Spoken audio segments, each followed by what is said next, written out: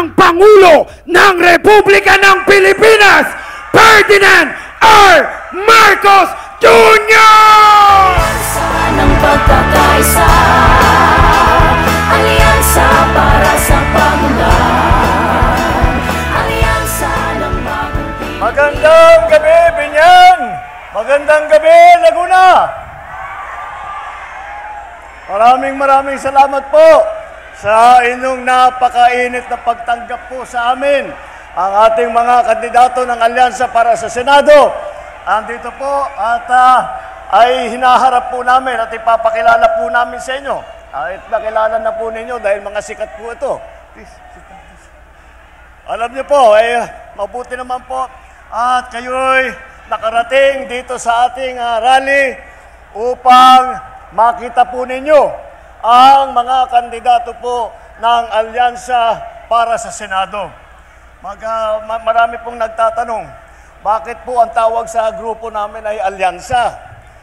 Madali lang naman po ang paliwanag dyan. Alam nyo po, kung maalala ninyo ang mga iba't ibang kampanya, makita po ninyo, mga kandidato, pare-pareho po ang suot, pare-parehong kulay. Ngunit kami po, kung titignan ninyo, iba-iba po ang kulay. Bakit po?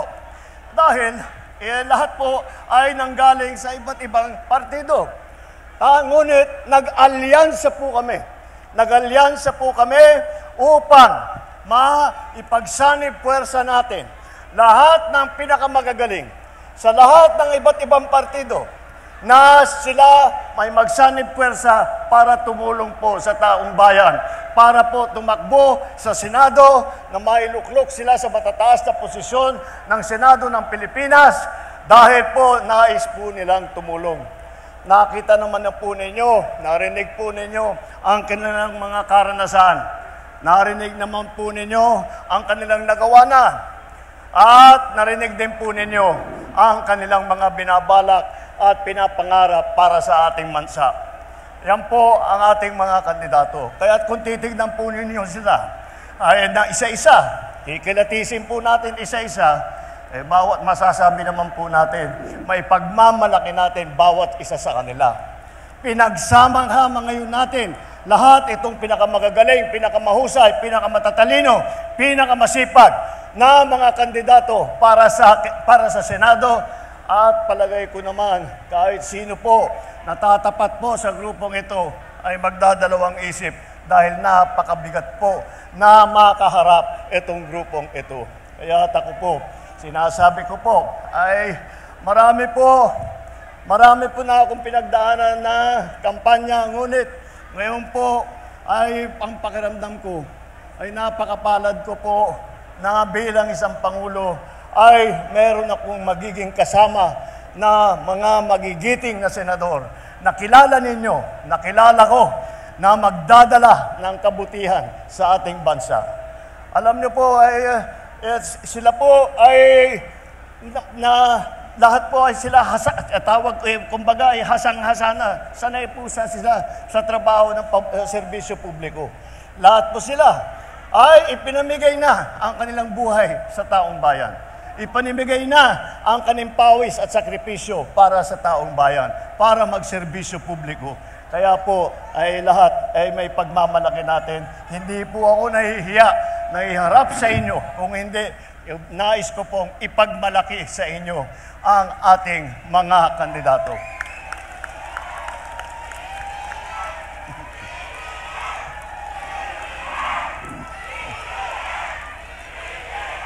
Maraming salamat po. Naalala ko tuloy ang rally natin.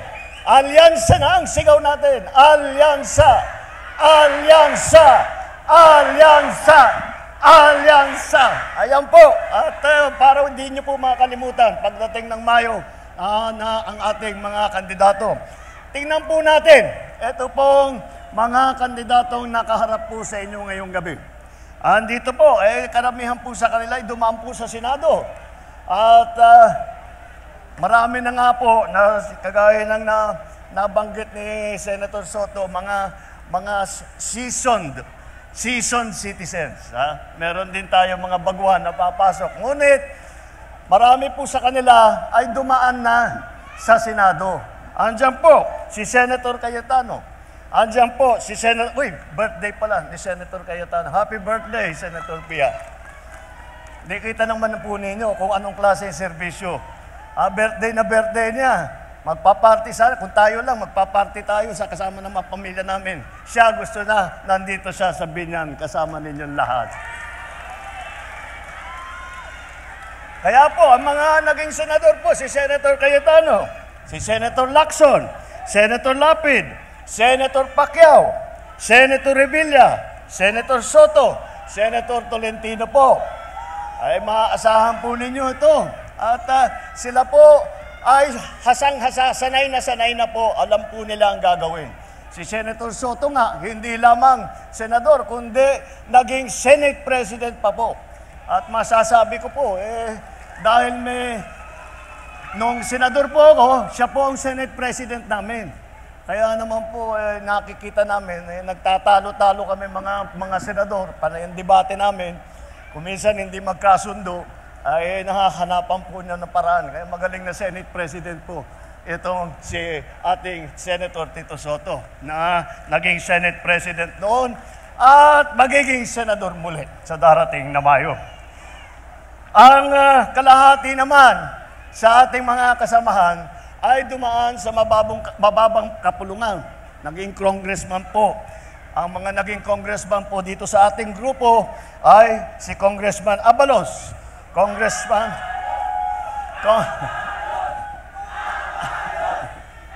Ayos!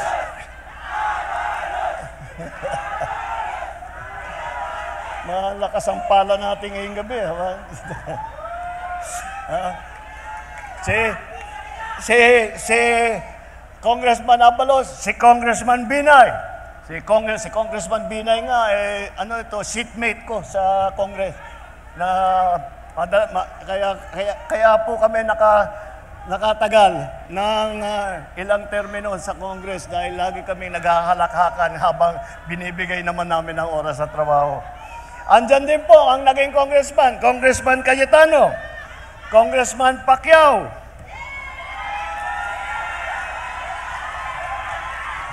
Congressman Tulfo, Congressman Villar. Wala pong mga bagito ito sa pagsusulat ng mga batas. Wala po sa kanila ay mga baguhan. Kaya't maasahan ninyo kapag sila ay nahalal na at umupo sa Senado ay mula pa sa unang oras na kanilang pagserbisyo. Sa unang oras ng unang araw, makita po ninyo, magsisimula na kaagad ang kanilang trabaho. Hindi na po kailangan mag-on-the-job training. Alam na po nila ang gagawin nila. Alam na po nila kung paano paandarin ang pamahalaan. Alam po nila kung paano sumulat ng magagandang batas para matulungan ang ating mga kababayan. At ang ilan naman po sa kanila, 4 po ay dumaan po, nagkaroon, humawak po ng cabinet level position. Ibig sabihin, kahit hindi po sekretary, ang kanilang rangko po sa pamahalaan ay parang cabinet secretary. Andito po si Cabinet Secretary ng DILG, Secretary Benhur Abalos. Bakit po siya naging DILG Secretary?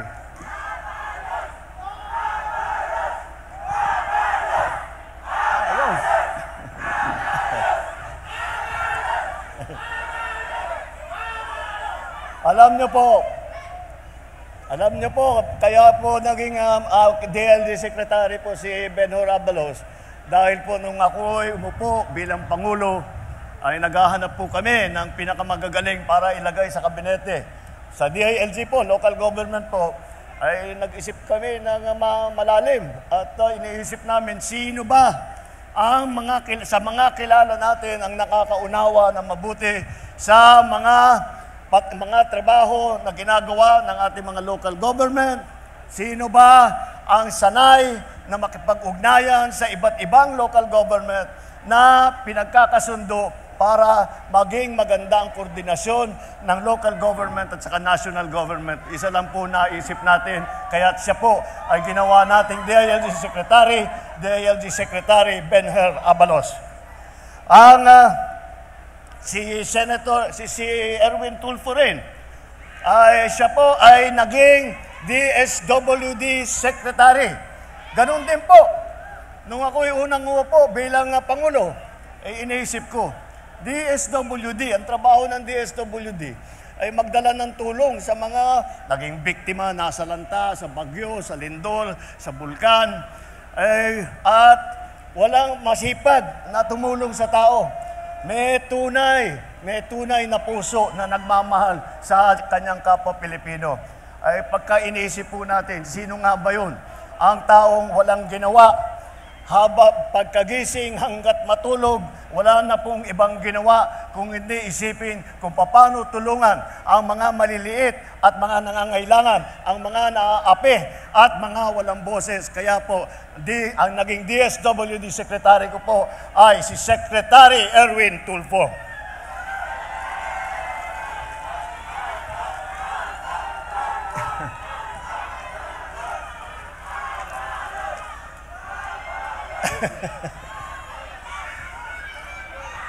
Si Senator Tolentino naman po, siya po ay MMDA po siya.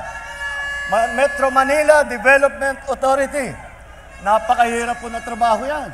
Dahil po, ang trabaho ng MMDA, ipagsama-sama ang lahat ng mga lungsod, mga bayan ng Metro Manila, ng NCR, at para magkasundo sila, para maging lahat ng proyekto na ginagawa ng MMDA ay maging matagumpay.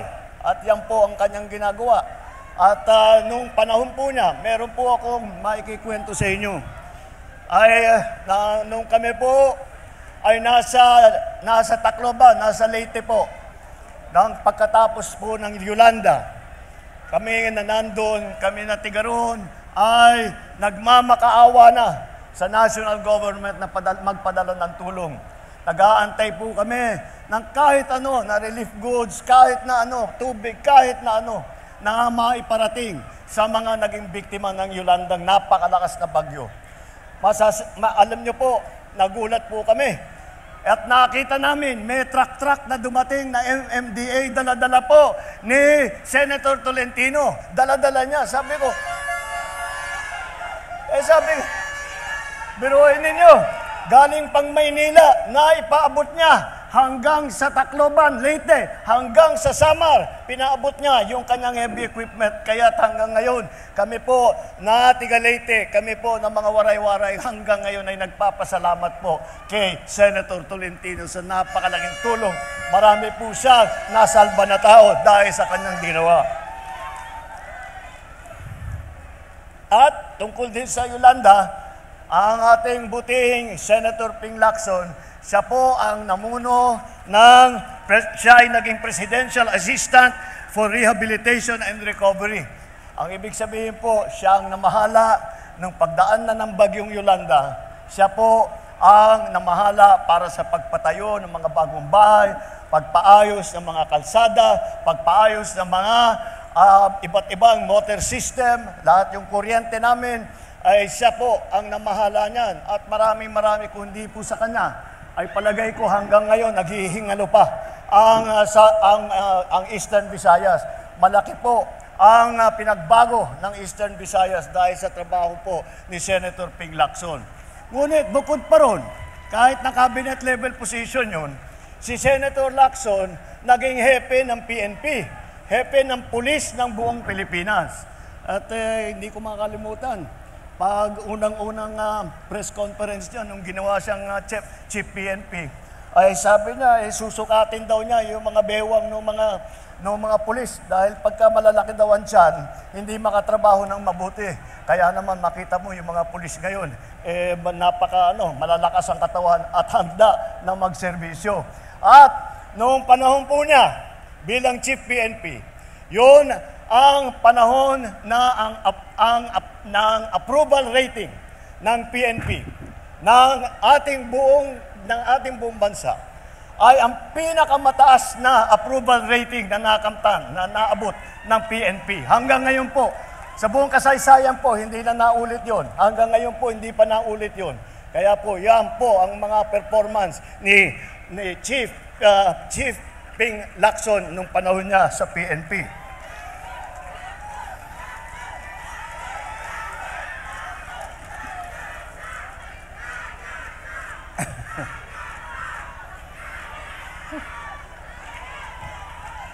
Kaya naman, makita ninyo ang kanilang karanasan ay mula sa local hanggang sa national, hanggang sa cabinet position. Kabisado po nila lahat ng pangangailangan. At kabisado po nila, alam po nila kung paano aayusin at tugunan ang mga problema na hinaharap nating mga Pilipino.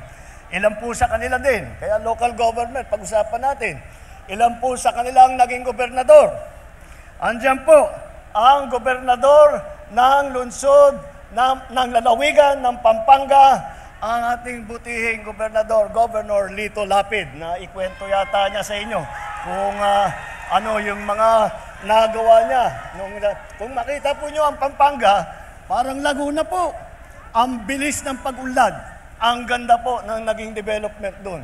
At masasabi natin, yung sinimulan ni Governor Lito Lapid nung panahon niya bilang gobernador ay nagbubunga na. At ito siguro, kilala ninyo. Sino ang naging gobernador ng Cavite? Dito sa ating mga kasama. O yan. Hindi ko na nga pala kailangan ipakilala. At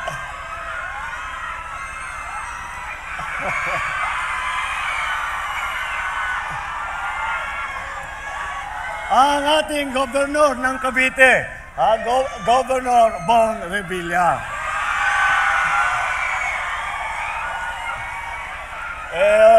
Kayo naman karatig lalawigan ninyo ang Cavite. Nakita ninyo, parang Laguna din po ang naging pag-unlad ng Cavite. At yun din, kagaya po ng ating mga ibang local official na nandito ngayon na tumatakbo bilang senador. Kagaya po sa kanila, lahat po ng mga pangyayari ay masasabi natin na simulaan po nung panahon ni Governor Bong Revilla sa Cavite.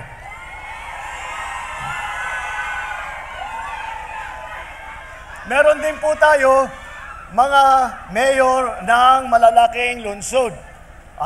Nabanggit na po yata niya na si Mayor Benhur Abalos ng Mandaluyong City.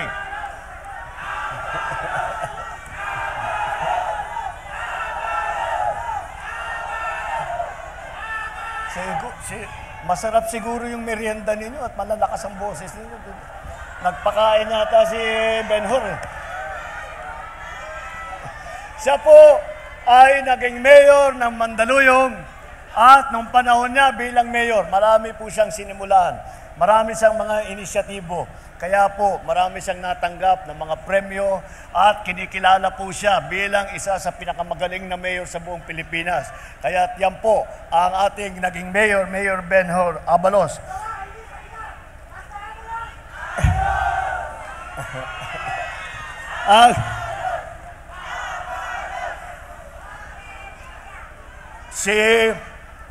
Nabanggit na rin po yata ni Senator Tol na siya ay malapit lang papunta dito basta tutungo ka ng papuntang dito sa highway o mapupuntahan mo siya yung kanyang kung saan siya naging mayor po ng Tagaytay City, ang ating butihing Mayor Tol Tolentino. Kaya alam niyo po,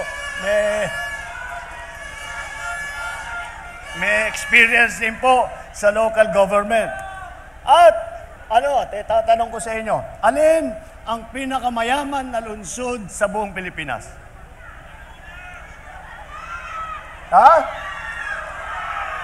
Makati, tumpak. Talaga naman, ang Makati City ang pinakamayaman na lungsod sa buong Pilipinas dahil nandun po yung mga malalaking negosyo. At iisipin niyo po, kung ikaw ay naging mayor ng pinakamayaman na lungsod ng buong Pilipinas, ay napakadali po ng trabaho mo dahil marami kang pondo, marami kang pwedeng gawin. Alam niyo po, yung ating mayor ng Makati, si Mayor Abby Binay, ang ginawa po niya sa malaki niyang pondo, ipinamigay po sa taong bayan. Ginawang libre ang dami-dami pong benepisyong natatanggap ng mga tiga Makati dahil po ay lahat ng nahahawakan na pondo ng ating butihing mayor ay ipinapasa at ibinibigay sa taong bayan. At hindi po natin dapat makalimutan At nabanggit din po yata na si Senator Tito Soto, naging Vice Mayor din yan ng Quezon City. At mula sa Quezon City po, dahil isa rin sa pinakamayaman at pinakamalaki na lungsod sa buong Pilipinas, ay marami pong gumaya na lungsod doon sa kanilang ginawa sa Quezon City na sinimulaan po noong Vice Mayor Tito Soto. At kung pag-uusapan naman po natin ay ang mga kababaihan, ay makita mo naman kompleto naman tayo na magkakaroon ng boses ang mga kababaihan. Dahil po ang ating mga kasamang babae rito, hindi lang po, ito sila yung babae, pangkaraniwan na babae. Matatapang po sila. Hindi po sila umabot sa ganitong taas na rangko bilang senador na dahil sila hindi masipag, hindi sila masigasig. Masigasig po, matibay, matapang, at maaasahan po ninyo na po protektahan po, ipagtatanggol po ang karapatan ng mga kababaihan at bibigyan po ng boses ang ating mga kababaihan. At dahil batas ang pinag-uusapan, dito sa ating grupo, 4 po ang abogado. Ay nandyan po si Attorney Benhur Abalos, abogado po. Attorney Binay, Attorney Cayetano, at saka si Attorney Tolentino. Ito po, alam nyo po, pagka kayo po ay ganyang kagaling na abogado, maaari lang ay sila naman papasok lang sa pribadong practice. Magpayaman lang sila. Palagay ko kung ginawa po nila yon, ubod ng yaman na itong mga ito. Ngunit, sinabi nila, ang buhay namin ay hindi para sa pagpayaman. Ang buhay namin ay para magserbisyo sa publiko. Ang 4 po nating abogado.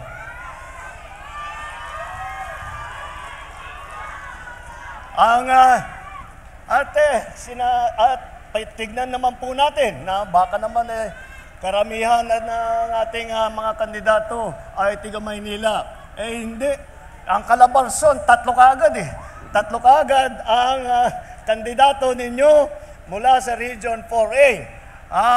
Pero makita ninyo, ang mga iba't ibang kandidato po ay nanggaling kung saan-saan po sa Pilipinas. Kilala niyo naman ang ating kampyon, si Senator Manny Pacquiao, na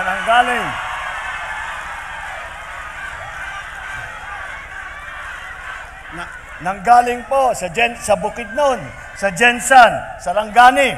At doon po siya lumaki at doon po siya dahan-dahang nagtrabaho, dahan-dahang nagtraining, nagsusumikap. Kaya naman po naging kampyon. Ngunit hanggang ngayon ay napunta na ang kanyang buhay sa serbisyo publiko. Nakita naman po ninyo ang mga project niya upang tumulong sa mga mahihirap. Hindi maaasahan po ninyo. Kagaya na pagka nanggaling po kung ang tao po ay laking hirap, ay matitiyak ninyo kung sila po ay magiging sikat. Pag sila ay sumikat, babalik po at babalik sa mga mahihirap upang natulungan nila dahil naunawaan niya ang kabuhayan, ang kahirapan ng ating mga mahihirap na kababayan. Andyan din po si Erwin Tulfo. Si Erwin Tulfo ay tiga Davao. Dabawenyo po. Davao at saka sa Sulu. Dahil nandyan po, doon po na-destino ang kanyang ama. At ang kanyang ama, sa kanyang serbisyo, ay naging bayani naman ng ating bansa. At baka hindi nyo po alam, meron pong, bago po kay Senator Tito Soto, meron pong nauna na Senator Soto. Ang Senator Vicente Soto na dating senador ay galing naman po sa Cebu. Kaya't makikita po ninyo, lahat po ng mga iba't ibang lugar ay very well represented po dito sa grupo namin. Si Camille Villar, wala po rito. Ang kanyang mga ninuno naman ay tiga Iloilo. Kaya nakakalat po ang representation dito para ng ating mga senador. Kaya po, napakasimple lang po ang inyong iisipin para sa darating na halalan. Malinaw naman ang hangarin, ang direksyon ng ating alyansa. ang ating hinahabulang kaunlaran. Ang hinahanap po natin ang kapayapaan. Hindi po ang pag-aaway-away, hindi po ang pang-aapi. Ang kailangan po natin na pag-uunlad, hindi po pananakot o paninigaw. At ang kailangan po natin ay mga solusyon. Hindi po mga maiinit o maanghang na salita na wala namang kinalaman, wala namang kabuluhan sa pagtulong sa serbisyo publiko para sa tao.